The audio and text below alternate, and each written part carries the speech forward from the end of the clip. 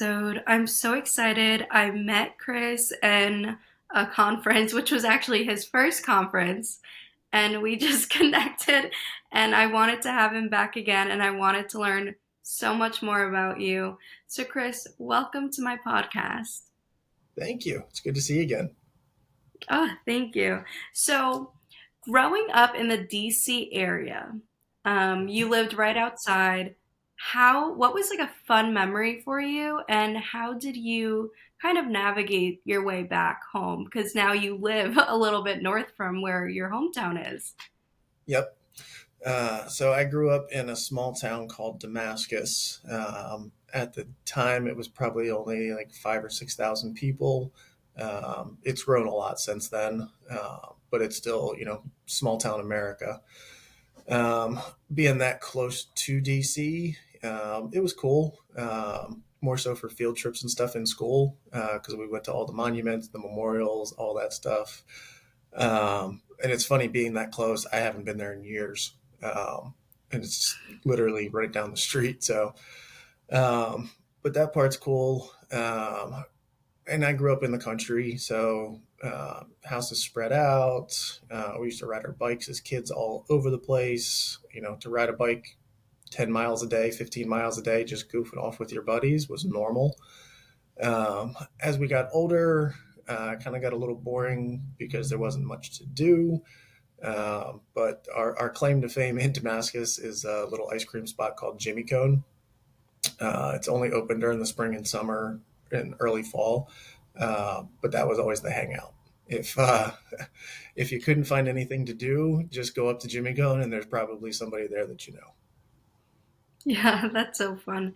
I actually, we're Ecuadorian, so in my Mhm. summers, I would spend my summers in Ecuador, and we had a farm. So I can definitely relate to Nice. the very spread out, like, Oh yeah. yeah.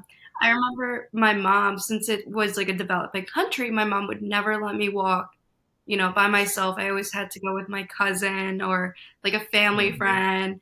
And she was like, but I love that everything's spread out. And then when I would come back home, I was like, oh, I can see my neighbor.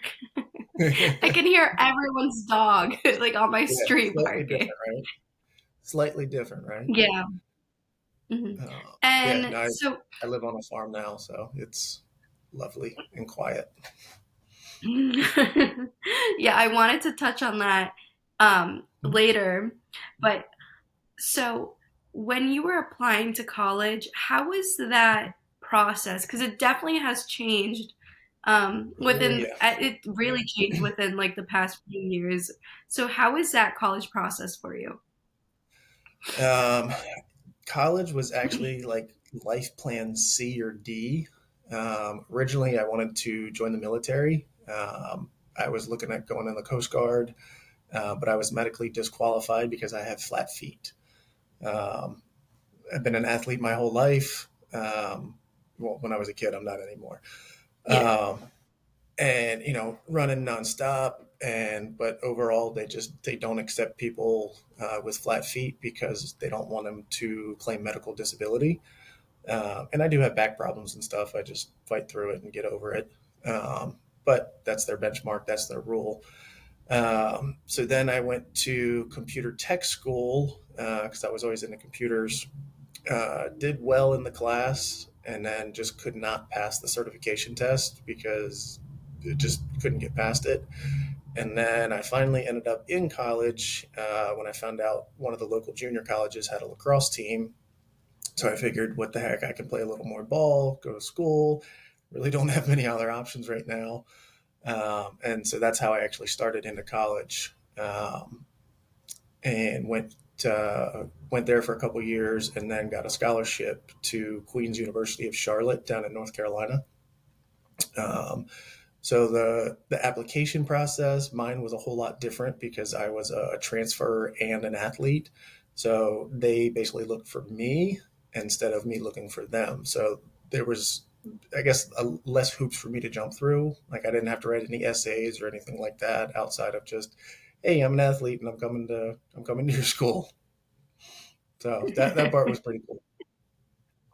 Yeah, That's super fun. And so, in your lacrosse career in college, what was Mhm. kind of like a hard shift moment that you needed to surpass? Uh, because I had transferred in and lost a bunch of credits when I transferred in, I grade wise, I was, or year wise, I should have been a junior. But with my credits, I was still like a low level sophomore because I had lost so many. So after the fall, getting ready for our first scrimmage, I found out that I was ineligible and I had to redshirt that year because I didn't have enough credits for the time that I had spent in college already. So that was definitely, and I was starting at that point. So that was definitely a kick while I was down.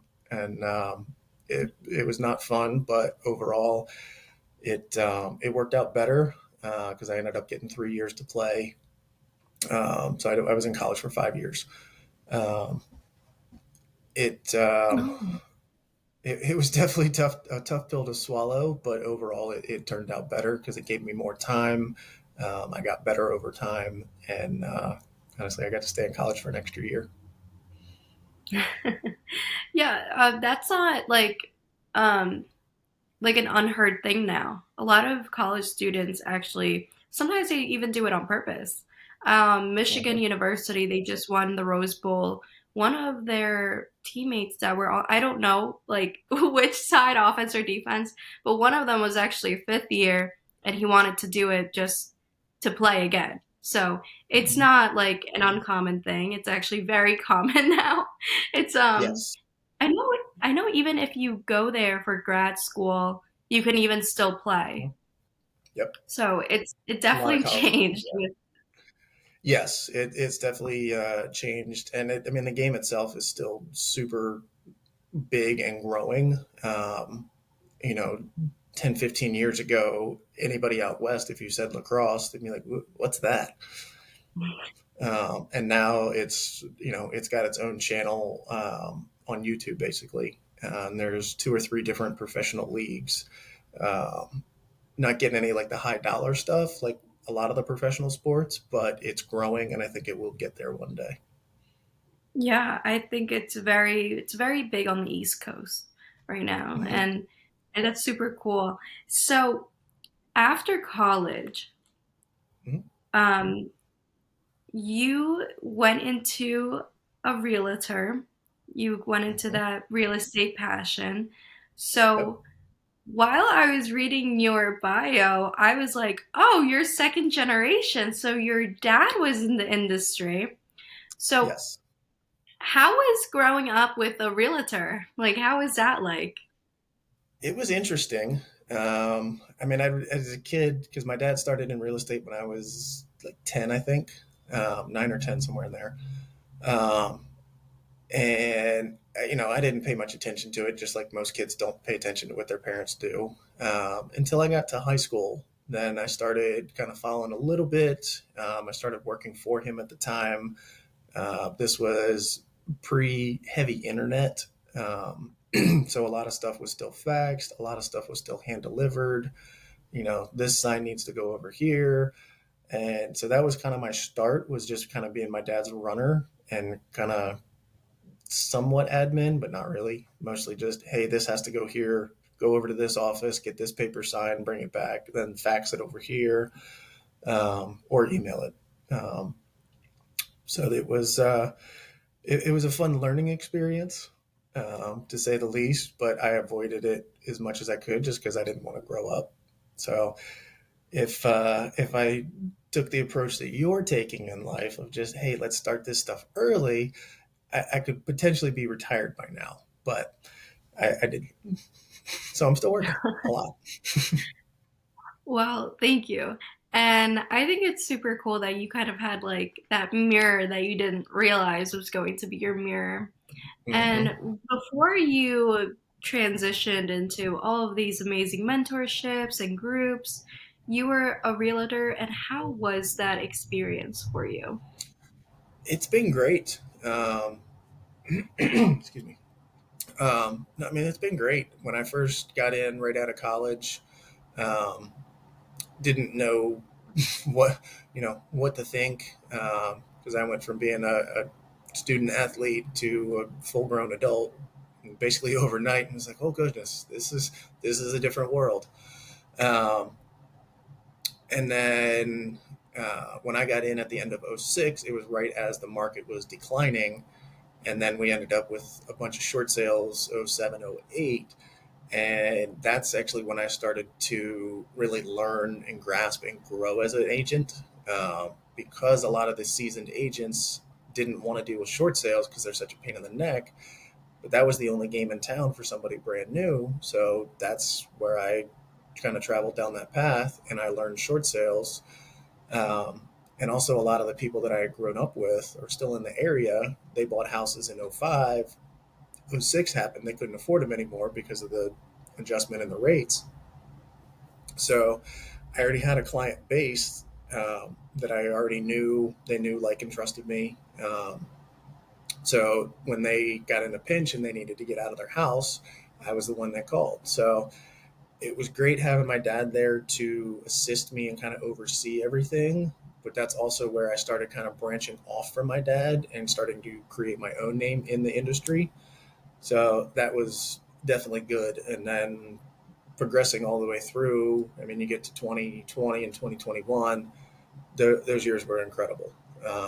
2020, I had a team of 7, and we ended up doing 96 transactions for close to, I think it was 38 million. It was incredible.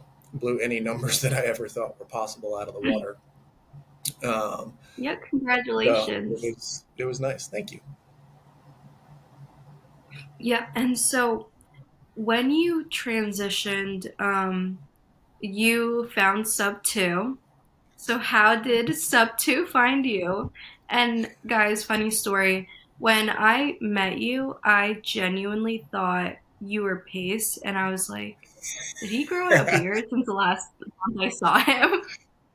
Right. Well, that's humbling. I appreciate it. So I actually started investing 17 years ago when I got into the business as well, but everything was traditional. So I had 5 doors prior to finding Sub 2, and how I found Sub 2, like most people, was on YouTube University. Um, Going through to 2020 and 2021 in the markets, and also having started in '06, I knew that the market was going to change, because everything was shooting up so fast. I was like, this has got to come down or stabilize or something. So I started looking for answers of, how to tackle the future. This business, I think, is going to take a hit. So how do I find another business to get in that's still in the same realm? And I studied Pace's stuff on YouTube for probably 30 hours before I made the call.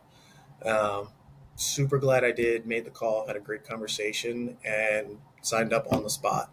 And I came in with the wrong attitude because I had so much experience in real estate. I was like, oh, this is super easy. I'm going to be retired in like a month. This is great. I was quickly humbled. Um, I had to go back through and re educate myself on everything. And I thought I was creative. I wasn't even close. So joining Sub 2 has definitely been life changing. It's opened my eyes and my mind to so many different things. And essentially, it's, if you can think of it and it's legal, you can make it happen. Versus, on the agent side of things, where if it doesn't fit in this nice little pretty box, you can't do it. Versus on the creative side, if you can think it up, go for it. Yeah, definitely. And I when I found Pace and my mom, well, actually my mom found Pace and she couldn't stop talking about him. So eventually it was just like mouth to mouth. And I was like, is that legal? Like, can you really do that? And Yeah. she showed me, I was like, no, mom, like, that sounds like a big scam. And then she Mhm. was like, watch this YouTube video, and it was like, or an Instagram reel of Pace like going over the IRS, like how to do it legally. I was like, oh, okay, well, if the IRS says it's fine, then I guess it's fine. Mm-hmm. But it was super like to new people. I was like, whoa. And I was like, you can I do was that blown on away. like anything. Yeah. Yeah. I was blown away, and again, it opened my eyes to so many different things, and it's like, wow. And then he started coming out with the, sub to a car, and I'm like, wow, you can really sub Yeah. to anything. This is amazing. Yeah. When I Uh, saw the sub to a car, I was like, whoa. And he was like, oh, like DM like this person, he'll send you the whole contract. And I was like, oh, this is super cool. Like, yeah, it was crazy. so while you were getting all of these accomplishments and achievements, you were asked to be a sub 2 leader. It was. That came in June of 23, but right before I went out to the mastermind. Um, and I guess my name got thrown in the ring as somebody to be a leader in the DMV group, and extremely humbling and a great opportunity. I didn't think I was doing that much or making that many waves, but clearly I was getting some people's attention with what I was doing.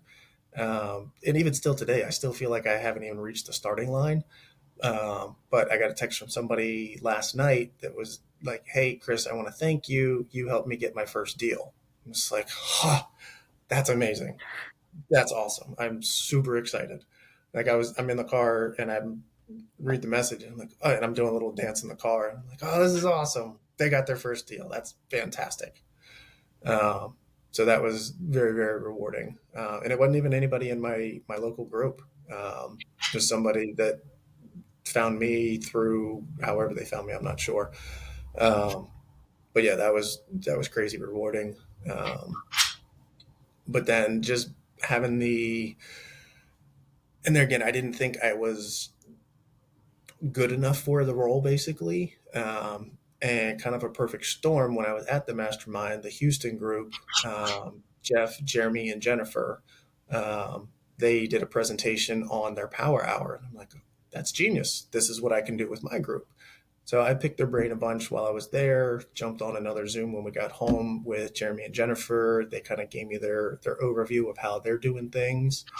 And we ran that for, I think, 28 weeks straight.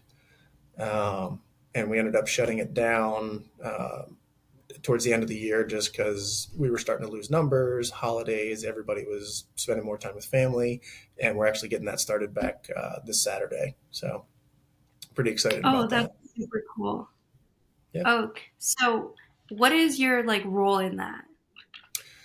Um, over, I don't know that I technically have like a true title, but I would say I'm the Western Maryland local leader.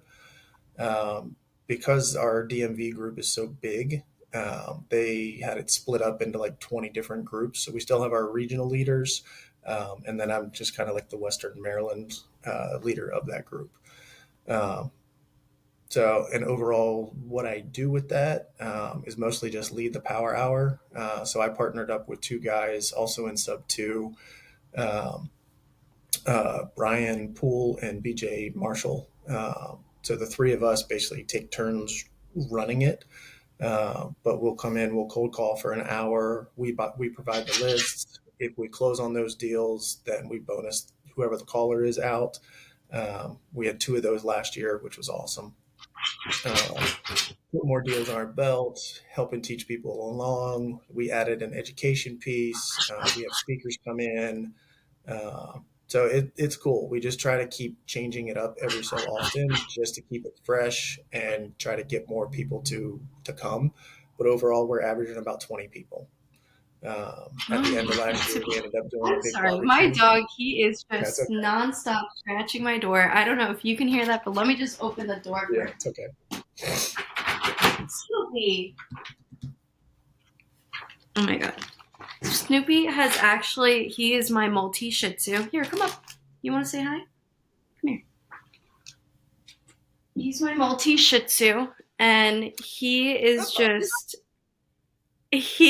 such an attention person. If he Mhm. sees like anyone talking to someone or anyone like he's always on the calls, on the Zoom calls. So he is just always like, hello, like I'm here. Why are you talking to me? I Look at hear me, you look at me, talking look to at me. yourself. Right. But yeah, that is such a cool accomplishment. So Thank you. how can people join and how can people kind of connect with that with you and Jared? So on the for the Power Hour stuff, we created our own Facebook group. It's an open group, open to anybody. That is Western Maryland Dominators. That's what we've kind of tagged ourselves as, and using the play on words WMD, short for Weapons of Mass Destruction. So our logo is the little emoji with the head exploding. Um, and our hashtag tagline, whatever, is blowing it up. So trying to just wordplay, make it fun, make it kind of goofy, but Yeah. definitely memorable. Oh, that's super cool. Okay, we'll put that in the link in I appreciate here. that. So seeing all of your success and all of your accomplishment that you have been doing and all of your progress and projects that you're on, um, how is it to balance kind of being a father, a Mhm. husband to your family while you're on the road right now and you're in Ohio? So how do Yes. you balance that? It is extremely hard, and I am not good at it. On average, I work about 15 hours a day. Um, I've been able to kind of get my weekends back a little bit, so I am able to spend more time at home. But I wake up earlier, try to get more stuff done, spend a couple hours with the kids in the morning, and also my wife. And then I try to shut everything down by like 6 or 7 so that I can still get some family time in. But I wouldn't be able to do what I do without my wife. She is, as Pace says, she's a gangster wife. Um, so I've already talked to her this morning. We have new windows going in at our house, and she's juggling 5 kids at home. And our youngest doesn't have school today, but she still had to wake him up and drag him out, and that's always a battle. He's 5, so Oh. without her, I wouldn't be able to do nearly what I do. So she's shouldering a ton of this while I'm out here, kind of beating the streets and trying to make things happen. So it's very rewarding, but trying to find that balance, I think, is always a moving target. And just kind of give it my all and put as much into work and family as much as I can. And outside of that, I really don't do a lot. Kind of pretty boring, but I'm good with it. I love my life. So I enjoy what I do, but ultimately I'm doing this so that I can build up enough passive income to hit that financial freedom number. So then pretty much the rest of my time, work 5 or 10 hours a week, but the rest of my time is family time. So the plan that I have in my head is kind of the short term sacrifice now for the long term gain going down the road. Yeah, that is super cool. And, wives are so great. And I'm so happy that she's supporting you. And, it's always fun to have a very good support system. Yes. I had Veena on, and, Veena's always speaking on stage.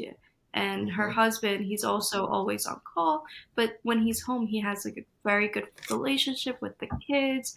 They have also Hmm. people. So it's very cool to see that this is kind of like how everyone kind of in our world lives. If they Hmm. have kids, they'll like leave them with someone that's trustable if they're going Hmm. away or even for like a day trip. And it's kind of like the new thing. I've Hmm. seen this happen even with like, a lot of the times people talk down with celebrities who like, go on a trip and whatever.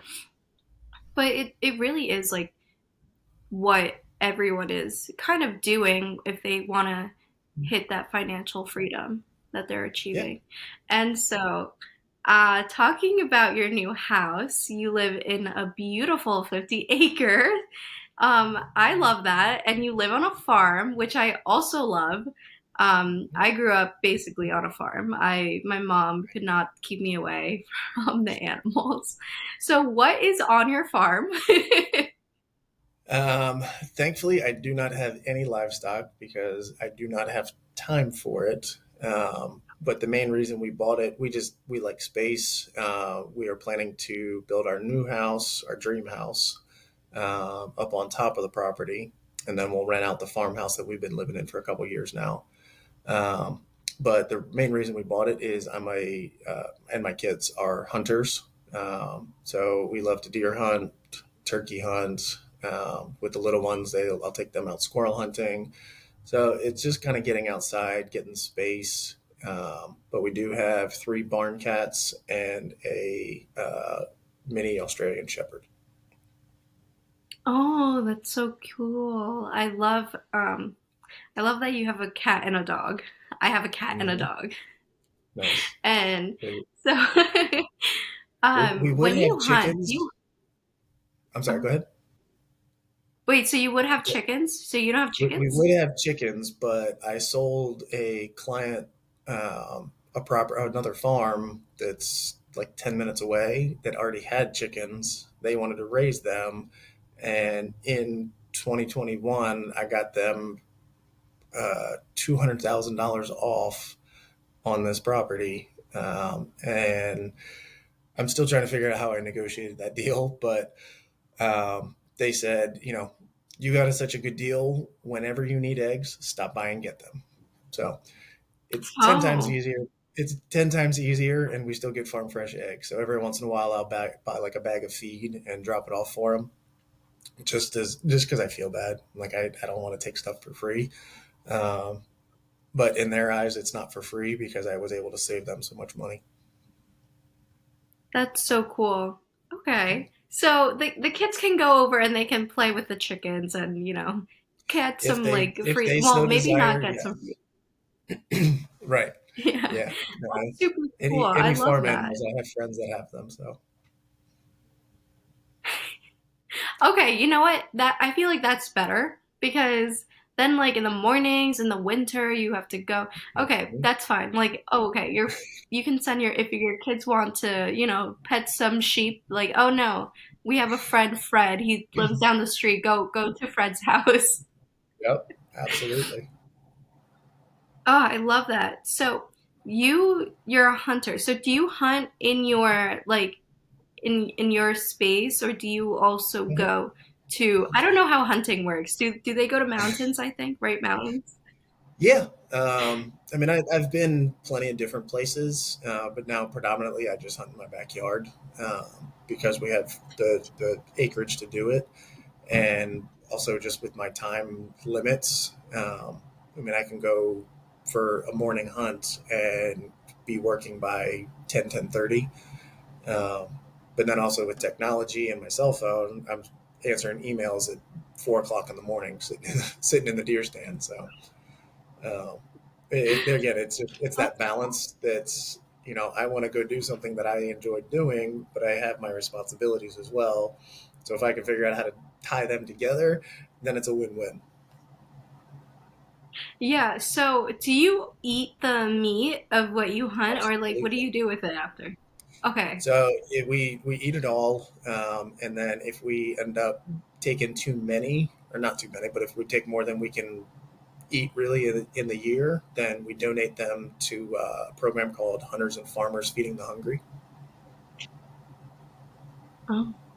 So and How they'll does take all the meat and then they put it into the soup kitchens and stuff. And deer meat is one of the healthiest meats out there. There's no fat in it, super lean, and just really tasty in my opinion. yeah, I never tasted deer meat. That's super I'll have cool. to shoot I this up. I never I think I had like alligator in like Florida. Mm-hmm. Yeah, a lot um of restaurants have but not. Yeah, I did it. I don't know if I enjoyed it or not. I was like really young, but I don't know. It's never bad to try something new. So definitely it. Right. when I'm like in your town, I'll definitely go hit up some Fred's chickens. I'll go Mm-hmm. hang out with your bunnies and we'll try some deer meat. That's super cool. Love it. What is like another like animal that you hunt that you also like you're able to eat? Can you eat all of them? Turkey. Turkey. Okay, yeah, turkey. Yeah, Yep, that's wild turkey cool. is delicious. The legs are not very good because they're so veiny and all that stuff. But if you boil them down, or just throw them in a crock pot or something, the meat is 10 times better than a farm raised. Again, in my opinion. Um, but yeah, it's and they're really hard because their eyesight is phenomenal. Oh, that's super. I'm learning a lot today. Ah, but yeah, thank you, Chris, so much for all of your time. This was super fun. Absolutely. I definitely am more interested in hunting now than I was like 30 minutes Good. before. Good. Ah, thank you so much, and I hope Well, you I have a appreciate great you. rest of your day. Yeah. Thank you.